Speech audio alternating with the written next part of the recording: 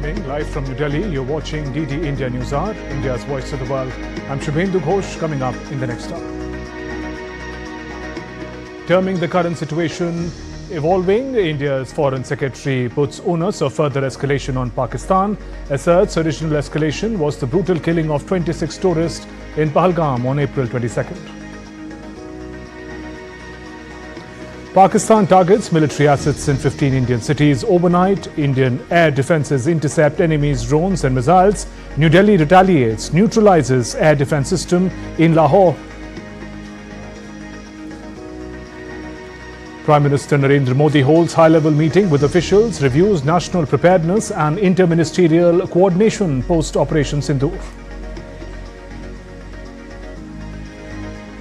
Iran's Foreign Affairs Minister Abbas Araghchi calls on President Draupadi Murmu in New Delhi. Visit marks 75th anniversary of diplomatic ties between the two nations. Black smoke signals no pope elected in the first three votes. Progressives and traditionalists in race for supremacy in the Vatican.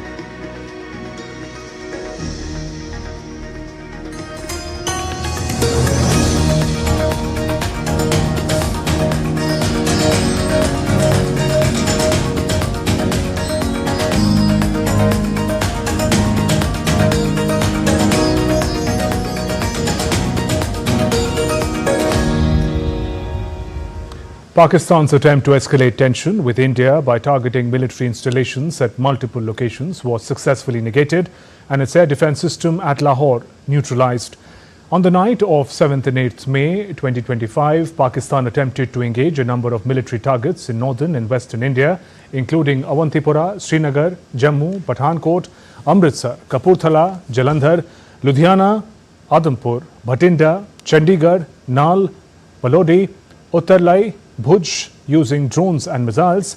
These were neutralized by the integrated counter-grid and air defense systems of India. India's Ministry of External Affairs addressed a press conference on the developments of Operation Sindoor. Wing Commander of Indian Air Force, Vyomika Singh, highlighted India's response to Pakistan. This morning, Indian Armed Forces targeted air defense radars and systems at a number of locations in Pakistan. Indian response has been in the same domain with the same intensity as Pakistan. It has been reliably learnt that an air defense system at Lahore has been neutralized. 16 innocent lives have been lost, including 3 women and 5 children, due to Pakistani fighting. India was compelled to respond to bring mortar and artillery fire from Pakistan to a halt. Indian Armed Forces reiterated its commitment to non-escalation, provided it is respected by the Pakistani military. Vyomika added that Pakistan has intensified its fighting. Pakistan has increased the intensity of its unprovoked firing across the line of control using mortar and heavy calibre artilleries in areas in Kupwara, Baramulla, Uri, Poonch, Mendhar and Rajouri sectors in Jammu and Kashmir. 16 innocent lives have been lost, including 3 women and 5 children, due to the Pakistani firing. Here too, India was compelled to respond to bring mortar and artillery fire from Pakistan to a halt. Indian Armed Forces reiterate their commitment to non-escalation, provided it is respected by the Pakistan military. India's Foreign Secretary Vikram Misri also addressed the press conference by MEA. Foreign Secretary said that at the UNSC, Pakistan opposed the role of TRF, which is the resistant front, even after TRF claimed responsibility of the Pahalgam attack not once, but twice. दिलचस्प बात यह है कि संयुक्त राष्ट्र की सुरक्षा समिति में जब पहलगाम के हमले को लेके एक प्रेस वक्तव्य जारी करने की बात चल रही थी, तो आप सोचिए किस देश ने टीआरएफ का, द रेजिस्टेंस फ्रंट का उसमें मेंशन किया जाना, उसको अपोज किया, पाकिस्तान ने. This was after the fact that the TRF claimed responsibility for this attack not once but twice, within a few hours after the incident on the 22nd of April and then again on the morning of 23rd April. And it is perhaps only after the full gravity of the incident was realized by its masters and handlers across the border that it was managed to back off from this claim. Ministry also said Pakistan indulges in delaying tactics and stonewalling tactics. There's enough reason to believe that Pakistan uses evidence that we provide only to cover the tracks and defend the terrorists who are looking for and obstruct the path of investigation. The pursuit of justice for the victims of multiple terrorist attacks, whether it be Mumbai in 2008, in Pathankot in 2016, or many others. But in particular for these two attacks, India had offered to cooperate. India provided forensic evidence and urged Pakistan to bring the perpetrators of these attacks to justice. The experience has not been positive, and it certainly doesn't give us the confidence now to take at face value Pakistani assertions of wishing to participate in a joint investigation. These are just delaying tactics, these are just stonewalling tactics. And in fact, there is reason to believe that Pakistan uses the evidence that we provide only to cover its tracks and in fact defend the terrorists who we are looking for. In yet another measure taken by India in the interest of national security, Ministry of Information Broadcasting has issued an advisory for all OTT platforms, media streaming platforms and intermediaries operating in India to discontinue web series, films, songs, podcasts and other streaming media content, whether made available on a subscription-based model or otherwise, having its origins in Pakistan with immediate effect.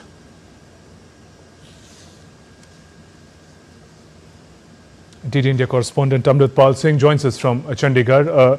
Amrit, in the context of the Foreign Secretary press briefing, I want to talk about the disinformation warfare that he talked about that is propagated from across the border, giving fake news, photographs to provide evidence for the escalation that is being done from the other side. That's right. And in the Foreign Secretary, Shivendu also said that he wasn't surprised that Pakistan is resorting to this kind of misinformation or disinformation campaign. The information age that we live in, wars are fought on multiple fronts. It's a hybrid war.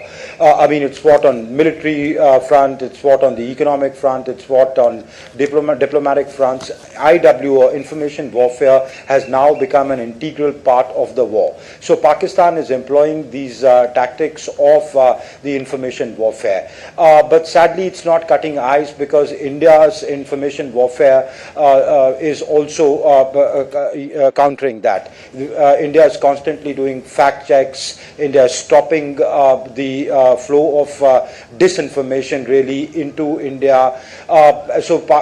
Even on the military front, they're not achieving much. They launched strikes against India. They were intended targets in 15 cities across the length and breadth of the border states, right from Jammu and Kashmir to Punjab to Rajasthan to Gujarat. They tried to gain depth by trying to hit Chandigarh, which is about 260 kilometers off the border, in the north Srinagar, down in the south Bhuj, without any success. The S-400 missile systems and the air defense systems neutralized their attempts. In fact, the drones that India launched in response were able to neutralize the Lahore air defense system. So they're losing it on multiple fronts: on the military front, on the information IW front. Economic state of affairs in Pakistan is well known. So diplomatically they are isolated. The whole world is calling them out for harboring terrorists and condemning terrorism. But of course the world doesn't want it to escalate into a larger or a wider conflict. But India today made it very, very clear during that briefing, in which the joint briefing by the Foreign Secretary and the spokesperson of the Army and the Air Force, that the onus of escalation will be on Pakistan. India will only match Pakistan's actions, both in intensity and in the domain Pakistan enters in. And India still doesn't want it to escalate, and one only hopes that Pakistan gets this message. Right, Amrit. Also, if you could take us through the details of how India managed to defend its critical military infrastructure and also at the same time gave a befitting reply to Pakistan as far as that installation in Lahore is concerned.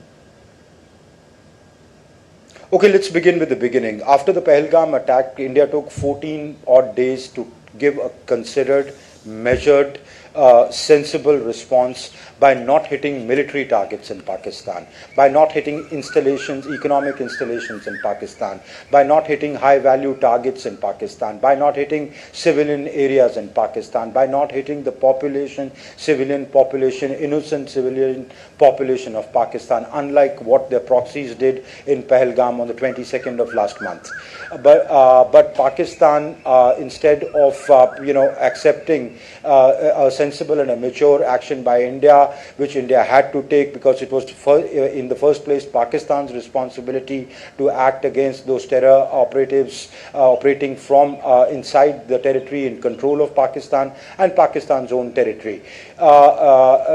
Last night they launched attacks on 15 different cities, and these cities are no ordinary cities. These cities are where important military formations, important military installations of the Indian Armed Forces, both of the Army and the Air Force are there.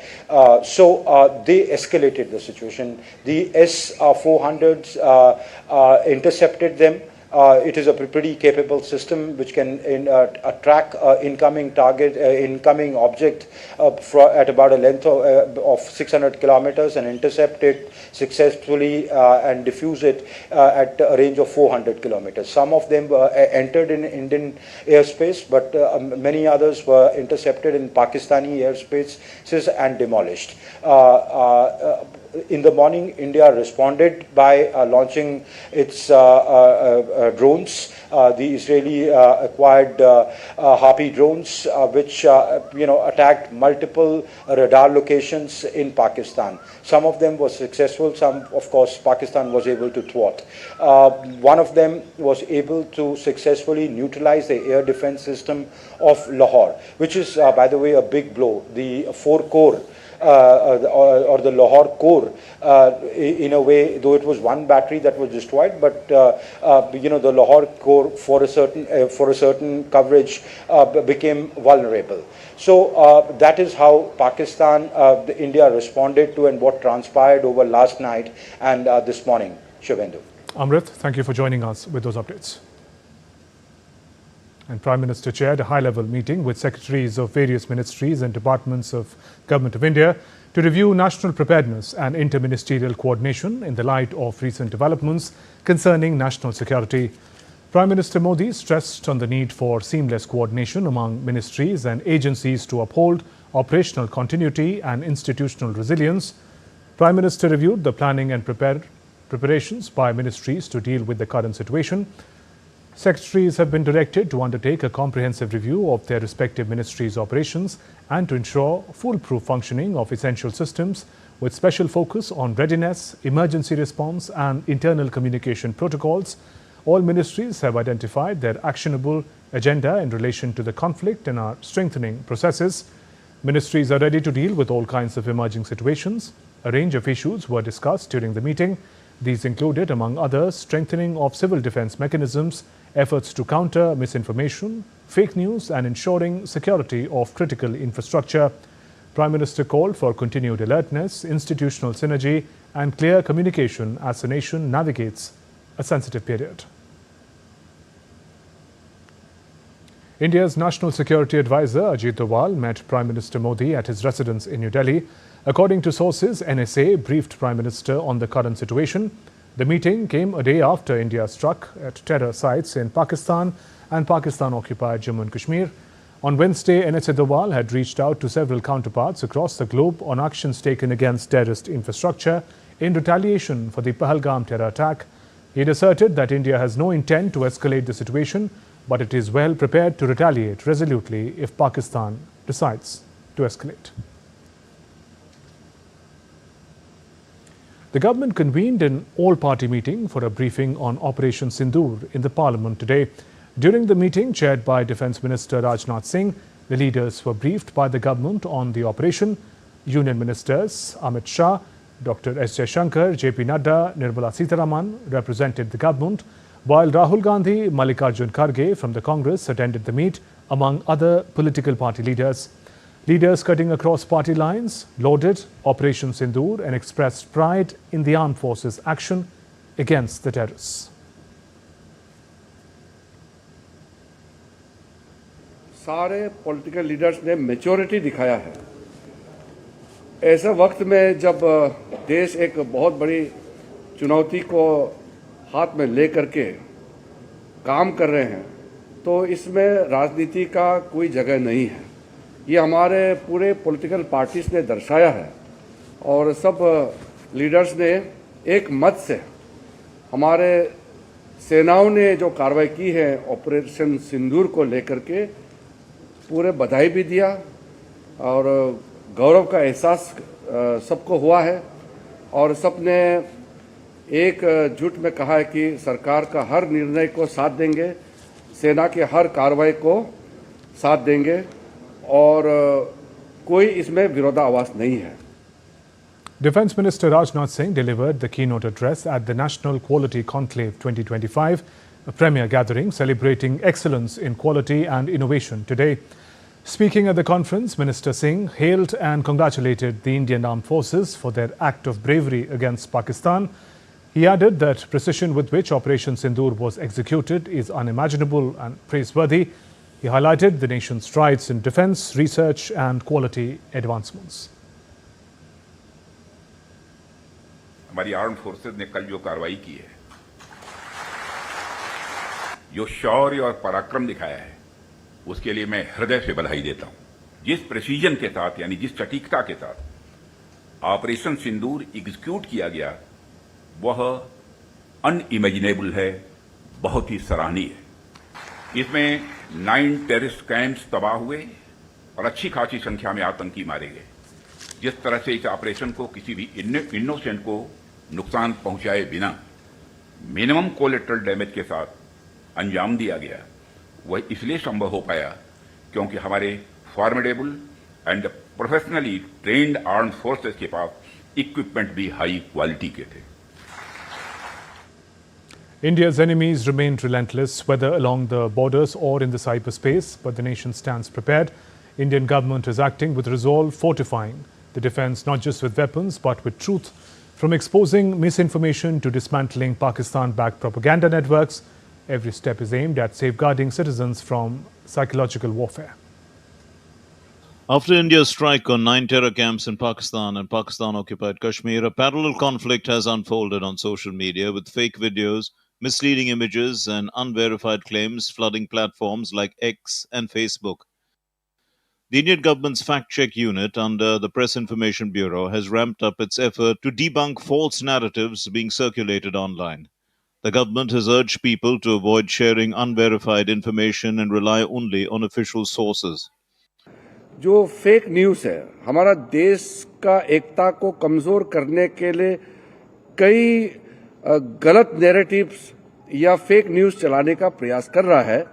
इसका मुद्दा सामने में आया है और हम appeal करना चाहते हैं कि ऐसे समय में कोई फेक न्यूज़ गलत तरीके से नैरेटिव कोई अगर चलाते हैं बाहर से देश के अंदर में, तो उसको विश्वास ना करें और कोई भी न्यूज़ ऑथेंटिक हो तभी इसको विश्वास करें। What started as a focused and effective military operation by the Indian Armed Forces has now spiraled into a chaotic online propaganda rift. Pakistan-based handles are tagging old videos to falsely claim a strike on a military base in Amritsar. Debunking these false claims, PIB said that the video being shared is from a wildfire last year. Pakistani social media accounts are recycling this old video claiming a hit for Pakistani forces. PIB's fact check, however, found that the video dates back to 2019 when an Indian Air Force helicopter crashed near Budgam, Jammu and Kashmir. Demolishing Pakistan's claim of shooting down an Indian fighter jet, PIB clarified that the video being shared is from February 2025 and depicts the crash of an Indian Air Force Mirage 2000 aircraft near Shivpuri, Gwalior, which occurred during a routine training mission. Pro-Pakistan social media handles and even influential political figures are deliberately spreading fake news. fabricating stories of miraculous military victories and heroic retaliation that simply do not exist. Their goal is clear: to flood the information space with falsehoods so quickly and overwhelmingly that it becomes difficult to separate fact from fiction. This goes beyond mere misinformation. It's a deliberate, orchestrated effort to warp reality, mislead the masses, and shape public perception to serve a specific agenda. In a blatant effort to hijack the narrative and distract from the reality on the ground, Pakistan's state affiliated accounts have turned to their familiar playbook: recycling outdated images, misrepresenting old videos, and inventing completely fabricated claims. However, the Indian government has taken decisive steps to combat misinformation by banning several Pakistani social media platforms known for spreading false narratives. But new mischievous ones keep cropping up every now and then. Bureau Report, DD India. An old video is also being shared to show a Pakistani attack on the Indian military colony. Scrapping the video, PIB Fact Check has said it is a video from Indonesia dated 6th of May 2025 and was recorded before Operation Sindoor was even launched. Meanwhile, major world leaders have supported India in its fight against terrorism. Operation Sindoor struck terror camps in Pakistan and Pakistan-occupied Kashmir. Top global officials have expressed their concerns over Pakistan's support for terrorism. Here's more. In response to the terror attack targeting tourists in Pahalgam on April 22nd, India launched Operation Sindoor on the terrorist infrastructure in Pakistan and Pakistan-occupied Jammu and Kashmir on Wednesday. Leaders across the world have supported India's firm stand in fight against terror. US President Donald Trump said that people knew based on some of the past experience that something was going to happen. He hoped that the fighting would end soon. Israeli ambassador to India, Reuven Azar, took to social media platform X. He wrote, "Israel supports India's right to self-defense. Terrorists should know that there is no place to escape from their heinous crimes against innocents." France's Ministry for Europe and Foreign Affairs on Wednesday said it supports India in its fight against terrorist groups. French Foreign Minister Jean-Noël Barrot has also called on India and Pakistan to exercise restraint. Speaking in the UK House of Commons, Member of Parliament Priti Patel condemned the April 22nd Pahalgam terror attack and called on the British government to strengthen counter-terror cooperation with India. Patel also highlighted the importance of UK's security cooperation with India. This is clearly a precarious moment, and we want to see tensions ease between India and Pakistan. We want to avoid a state-on-state military escalation. We're also clear that India has the right to take reasonable and proportionate steps to defend itself and to dismantle the vile terrorist infrastructure that has caused death and continues to threaten them. And we know that terrorists based in Pakistan threaten India and Western interests. It was the country that Osama bin Laden was hiding in. And because of the long history of violence inflicted by terrorists on India, the UK has in place long-standing security cooperation agreements with India. UK Foreign Secretary David Lammy in a statement said UK was clear in its condemnation of horrific terrorist attack in Pahalgam last month. He added that UK needs all sides to work urgently to see regional stability restored and ensure protection of civilians.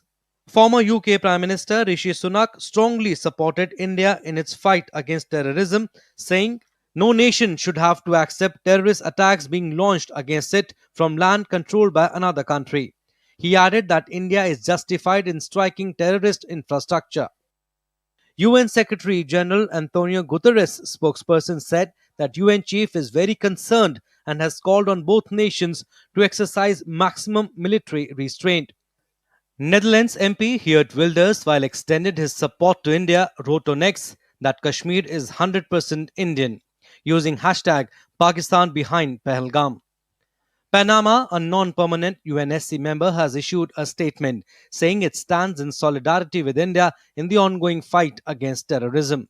Other countries, including Russia, UAE and Japan, also stood by India in its fight against zero tolerance to terrorism. Bureau Report, DD India. Moving on, Minister of Foreign Affairs of Iran, Dr. Abbas Araghchi, called on President Draupadi Murmu at Rashtrapati Bhavan today. The visit is taking place on the special occasion of the 75th anniversary of diplomatic ties between the two countries. President Murmu noted that India and Iran share years of civilizational and cultural ties. Iranian Foreign Affairs Minister is on a two-day visit to India. Earlier, Iranian Foreign Affairs Minister Abbas Araghchi co-chaired the 20th India-Iran Joint Commission meeting along with External Affairs Minister of India, Dr. S. Jaishankar. The leaders held a comprehensive review of bilateral cooperation and agreed on the next steps in multiple domains. They also held wide-ranging discussions on regional and global developments. In his remarks at the meeting, Minister Jaishankar underscored that Araghchi's visit is happening at a time when India is responding to a particularly barbaric attack on April 22nd in Jammu and Kashmir, leading it to respond on May 7th by striking at the cross-border terrorist infrastructure. Further, he noted that India has no intention to escalate, but if attacked, it will be met with a very, very strong response. Excellency, you are visiting India at a time when we are responding to a particularly barbaric terrorist attack on 22nd April in the Indian Union territory of Jammu and Kashmir. This attack compelled us to respond on 7th May by striking at cross-border terrorist infrastructure. Our response was targeted and measured.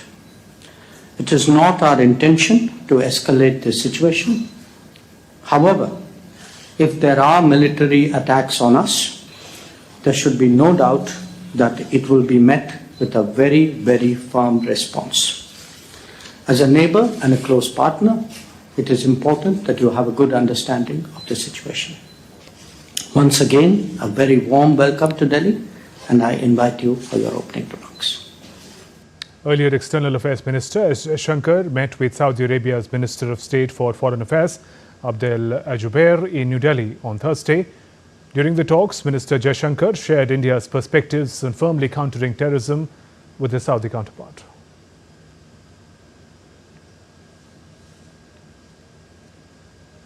Still to come on DD India Newshour. South Korea claims North fired multiple short-range ballistic missiles off its east coast. Japan condemns the missile launch.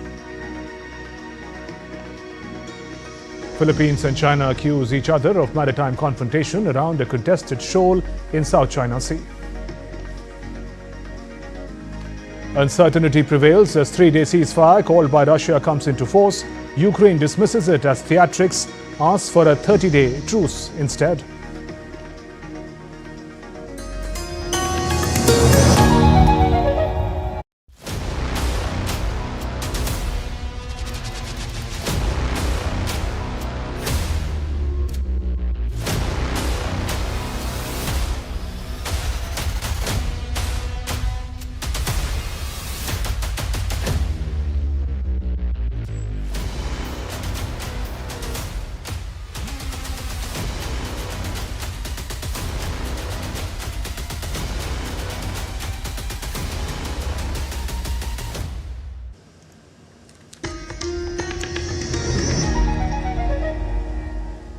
Welcome back. You're watching DD India Newshour. I'm Shubhendu Ghosh. Our top stories. Terming the current situation as evolving, India's Foreign Secretary puts the onus of further escalation on Pakistan. Asserts original escalation was the brutal killing of 26 tourists in Pahalgam. Pakistan targets military assets in 15 Indian cities overnight. Indian air defences intercept enemies' drones and missiles. New Delhi retaliates, neutralizes air defense system in Lahore. Prime Minister Modi holds high-level meeting with officials, reviews national preparedness and interministerial coordination post Operation Sindoor.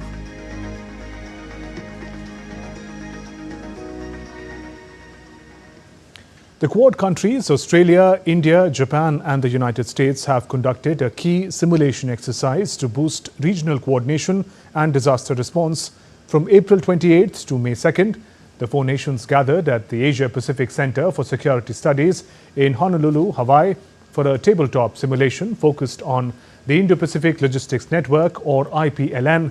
In a statement, the Ministry of External Affairs said this network will help Quad partners respond faster and more efficiently to natural disasters and can also be used in situations involving military conflict in Indo-Pacific region. Experts believe this coordination is crucial to counter any inimical activities in Indo-Pacific. The Quad reaffirmed its commitment to keep the Indo-Pacific region free, open and secure through practical cooperation and shared readiness. In other news, the Baloch Liberation Army has claimed responsibility for two separate attacks that resulted in the deaths of 14 Pakistani army personnel in Bolan and Kech. In an incident, BLA's Special Tactical Operations Squad carried out a remote-controlled IED attack on military convoy vehicle in the Shorkant area of Mach, Bolan. The blast reportedly killed all 12 soldiers on board, including Special Operations Commander Tariq Imran and Subedar Umar Farooq. In another operation, BLA fighters targeted a bomb disposal squad of the Pakistani army in Kolag Tigran area of Kech. 2 personnel were killed in the attack. North Korea fired at least one unidentified ballistic missile about a week after Pyongyang tested a new destroyer. Pyongyang fired unidentified ballistic missile into the East Sea, which is also known as the Sea of Japan.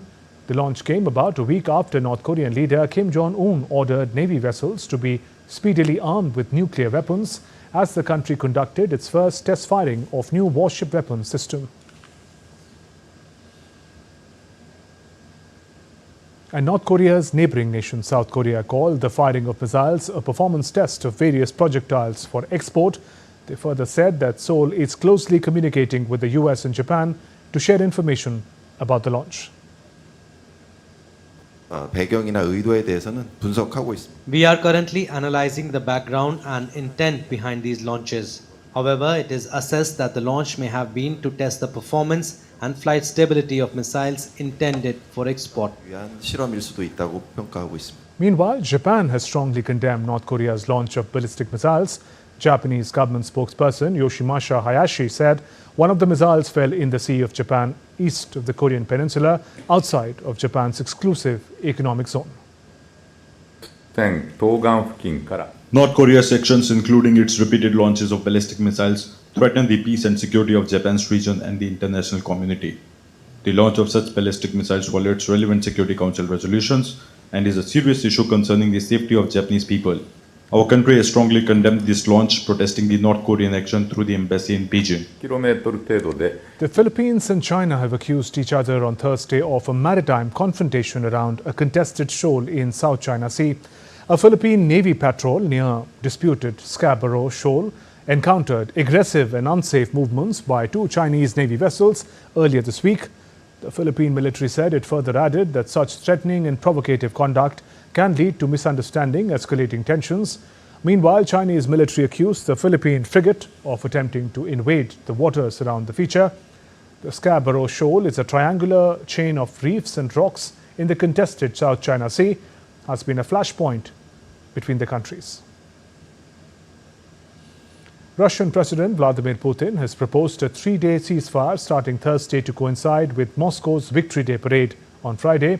Ukraine never agreed to a proposal and dismissed it as theatrics and called instead for a 30-day ceasefire. For the past 3 days, Moscow and Kiev staged aerial attacks, prompting airport closures in Russia. The attacks triggered hours of chaos late on Tuesday and Wednesday, with temporary airport closures in Moscow and its surrounding regions. The Kremlin has said Russian forces will honor Putin's order for the duration of the holiday, but will respond immediately if Ukraine launches any fire. Meanwhile, Ukrainian President Volodymyr Zelensky renewed his call for a 30-day ceasefire in his evening address on Wednesday. It is absolutely fair that the Russian sky, the sky of the aggressor, is also uneasy today in a mirror-like way. Ukraine's proposal to cease strikes and establish at least a 30-day ceasefire remains in force. We are not withdrawing this proposal, which could give diplomacy a chance. But from Russia, the world sees no response. No response except for new strikes. This clearly and obviously demonstrates to everyone who the source of the conflict is. US Vice President J.D. Vance has said Trump administration wanted Russia and Ukraine to agree on some guidelines for talking to each other directly, which would be necessary to end the conflict. Obviously, the United States is happy to participate in those conversations, but it's very important for the Russians and the Ukrainians to start talking to one another. We think that is the next big step that we would like to take. And why does that matter? The reason it matters is because, again, I mentioned the Russians, but also the Ukrainians have also been sort of, they've put a piece of paper in our hands that says this is what we would need in order to bring this conflict to a successful resolution from our perspective. Ukrainian President Zelensky and two top officials marked the World War II anniversary on Thursday. Ukraine's First Lady Olena Zelenska, Prime Minister Denis Shamhal, and various representatives of foreign diplomatic missions were also present during the event.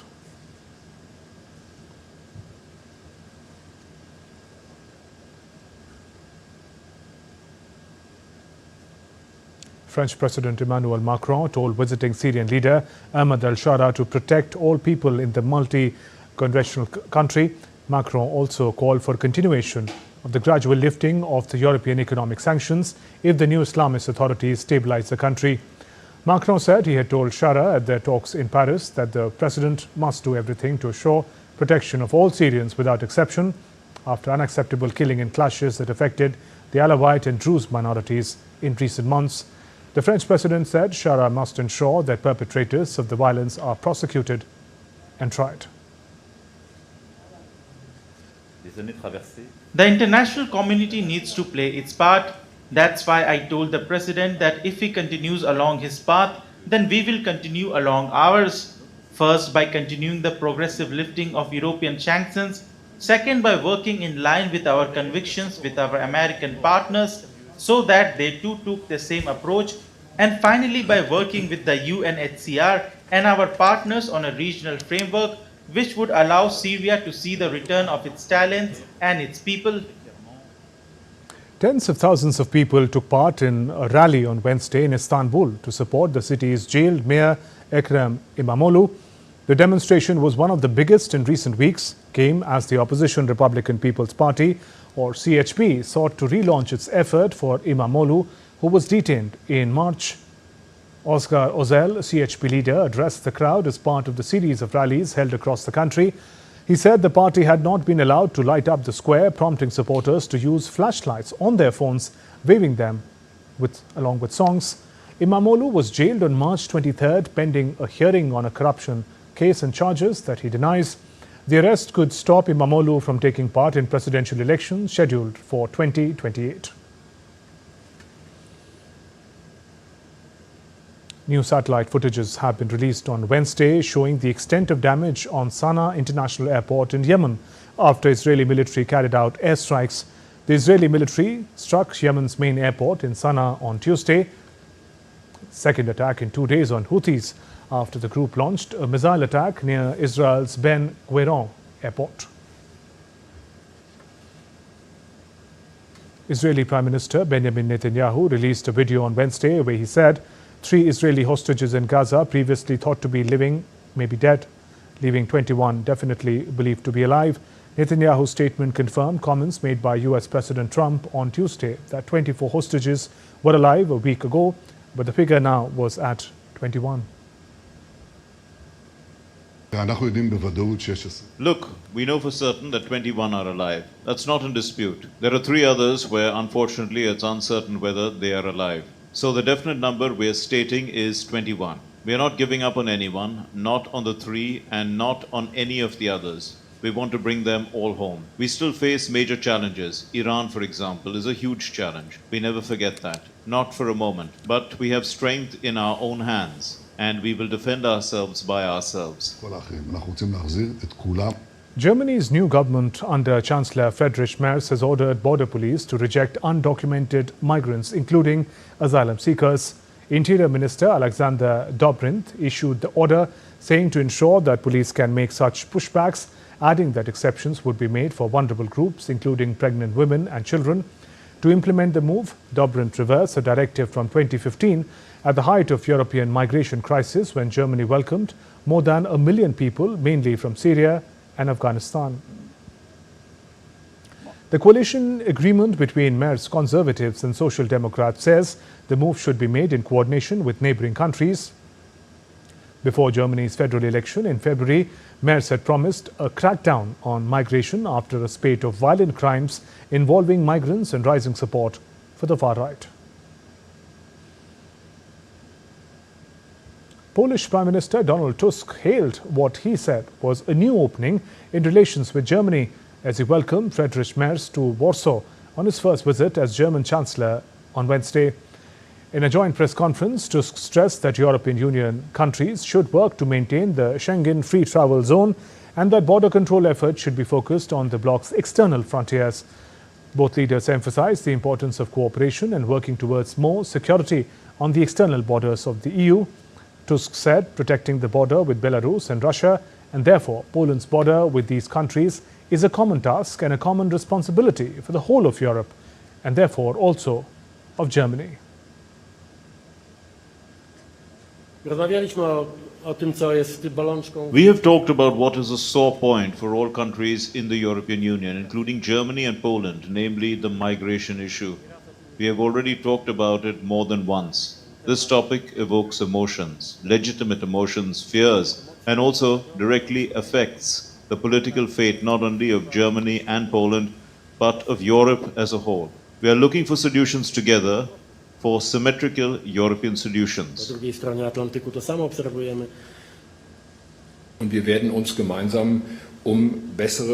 will work together to improve European rules. And I also know from the German perspective about the responsibility of protecting Europe's external borders, which we as Germans do not have. But of course, these are also our common European external borders, and we do not leave the protection of these external European borders solely to countries such as Poland, which have these external European borders. Black smoke billowed from chimney atop the Sistine Chapel on Thursday morning, signalling that cardinals locked in a conclave have not yet chosen a new pope to guide the Roman Catholic Church. They are scheduled to hold up 2 more ballots on Thursday afternoon, with possible smoke signals expected sometime after 15:30 GMT. Thousands of faithful gathered in St. Peter's Square, waited for smoke to pour from the flue on the chapel's roof. The 133 cardinals under the age of 80 began the heavily ritualized and secret process on Wednesday. The cardinals held an initial inconclusive vote on Wednesday evening.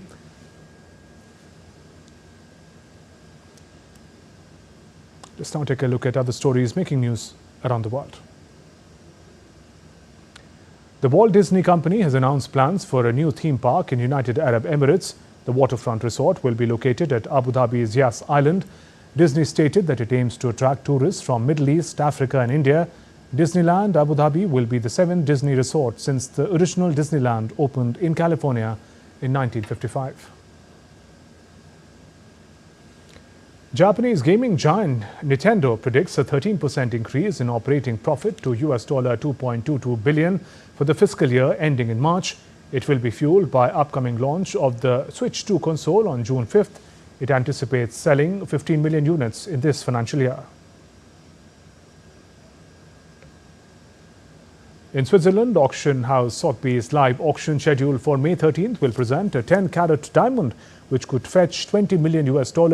The cushion-shaped piece, known as the Mediterranean Blue Diamond, was mined in South Africa and displayed a rare color that qualified as fancy vivid blue.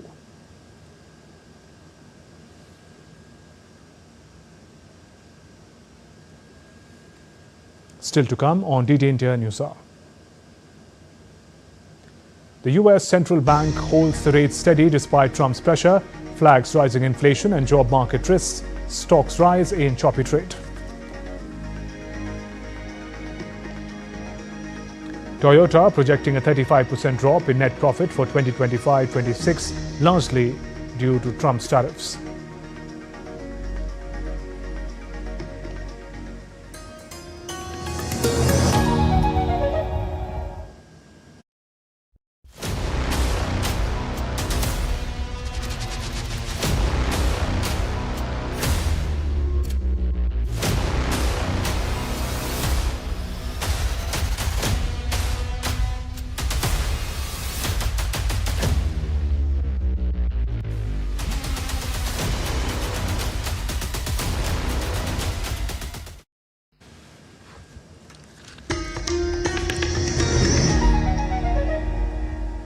You're watching DD India Newshour. I'm Shubhendu Ghosh. The US Federal Reserve has once again held interest rates steady, marking the third consecutive time since January. The central bank, however, warned of rising risk of inflation and unemployment, signaling continued uncertainty for the economy. The Fed kept the target range for the federal funds rate unchanged at 4.25 to 4.5%, aligning with market expectations. There was no surprise, but all eyes are on the next step. Fed Chair Jerome Powell declared the US economy solid, yet warned of rising uncertainty. The central bank vowed to stay flexible, watching the data. Inflation has come down a great deal, but has been running somewhat above our 2% longer run objective. In support of our goals, today the Federal Open Market Committee decided to leave our policy interest rate unchanged. The risks of higher unemployment and higher inflation appear to have risen, and we believe that the current stance of monetary policy leaves us well positioned to respond in a timely way to potential economic developments. Jerome Powell emphasized a cautious stance as the Fed balances inflationary pressures with potential labor market softness. He identified trade tensions, particularly from Trump's tariffs, as a significant factor obscuring the economic outlook. The tariff increases announced so far have been significantly larger than anticipated. All of these policies are still evolving, however, and their effects on the economy remain highly uncertain. As economic conditions evolve, we'll continue to determine the appropriate stance of monetary policy based on the incoming data, the outlook, and the balance of risks. Powell also said that recent public criticism leveled at him by President Trump didn't affect his job of tackling inflation and unemployment at all. Wall Street stocks closed higher following the Fed's decision. After the tariff rollout, experts don't foresee any rate cuts for this year, predicting that tariffs will push up prices and slow growth. Bureau Report, DD India. Moving on, once the economic engine of Europe, Germany is currently in its third year of recession. Now, with the new government in place, putting the economy back on track is a key priority. A fresh set of numbers shows where things stand right now. Lars Holter is with DW, joins me from Berlin. Lars, what can you tell us about these latest economy numbers? Thanks for having me. Well, they're good. They're in fact a lot better than had been expected. New orders for the month of March are up 3.6%. That after a really weak start in January and February. Analysts had been expecting a plus of only 1.3%. For the final number now to come in 3 times as strong, that is something we're not seeing often. Still, like I said, we're coming from a rather weak period, with orders down 5.5% in January and stagnating in February. So looking at the entire first quarter, we're still down quite a bit. Anyway, one might see these latest numbers as a sign that things are getting better, but we should also be really careful about that. Sources are telling us that many orders might have been placed to be booked before these US tariffs would be levied. So that would mean that companies just moved up orders they would have likely placed later in the year. And that in turn means that numbers for upcoming months could be weaker again. Except, of course, if the new government is as fast as they promised when it comes to support growth for the economy. And what exactly is the new government planning to support the economic growth with? They've been talking about a whole host of measures, including some very much targeted to support investment in new machines and plants. For that, the government wants to allow companies to write off investment over the course of 3 years instead of sometimes 10 years for now. It would be attractive for companies as it would ideally lead to many of them expanding. There's also been talk about tax cuts. After all, corporate taxes in Germany are just about the highest in all of Europe. Those tax cuts, however, aren't easy to do because obviously tax cuts cost money, and many would argue that taxes should be cut not necessarily at the top or for companies, but that they should be cut at the bottom of the economic ladder, that they should be cut for low-income earners in an effort to spur consumption. And talking about low-income earners, the new governing coalition has promised to let an independent minimum wage commission debate the level of the minimum wage. But the coalition's junior partner, the Social Democrats, have made it pretty clear that they want to see the minimum wage go up to 15 euros. Again, that would spur consumer spending. Lars Holter, thank you. Japanese automotive manufacturer Toyota has forecast a sluggish year ahead, with the company projecting a huge 35% drop in net profit for 2025-26, largely due to Trump's tariffs. The tariffs include a 25% levy on imported cars and auto parts. Toyota is the second highest selling automaker in the United States, selling over 2.3 million vehicles last year. The company is estimating a 180 billion yen hit to the company's operating profit in the fiscal year.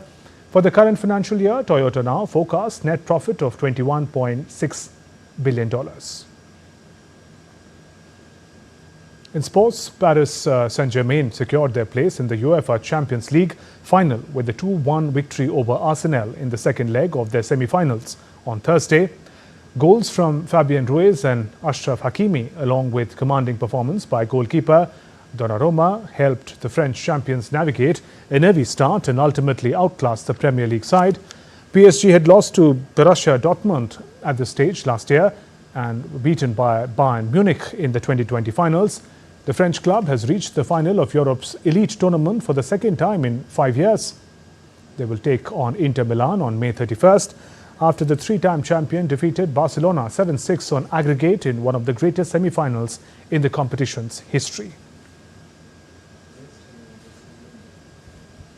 Chennai Super Kings scrapped past Kolkata Knight Riders in a nail-biting 2-wicket win at the Eden Gardens on Wednesday in the Indian Premier League. MS Dhoni's belligerent late six and crucial knocks from Dewald Brevis, Urvil Patel and Shivam Dubey helped CSK dampen KKR's playoff hopes with a successful 180-run chase. KKR posted 179 for 6, batting first on a tacky pitch. KKR were led by captain Ajinkya Rahane, 48 before late flourishes from Andre Russell and Manish Pandey. With the loss, Kolkata are nearly out of the playoffs race, but they are sixth on the table with 11 points in 12 matches. In the wake of the Indian Armed Forces' successful Operation Sindoor, government's fact-checking agency has urged citizens to trust only credible sources and cautioned against forwarding or sharing unverified claims. Posting on X, PIB's fact-checking unit said that in the coming days, social media will be flooded with Pakistan-sponsored propaganda. It is crucial to scrutinize every piece of information carefully. It has also appealed to citizens to report any dubious content, especially about Indian Armed Forces, or any information related to ongoing situation to PIB Fact Check. That's all for this edition of DD India News Hour. Let us know your thoughts on the news of the day. For those on the go, you can get all the latest news and updates from India and across the world on DD India mobile app. The app is available on both Android and iOS. Scan the QR code on the screens to download now. We'll be back with more news as it breaks here on DD India. I'm Shubhendu Ghosh from all of us here in Delhi. Thanks for watching DD India News Hour. Namaskar.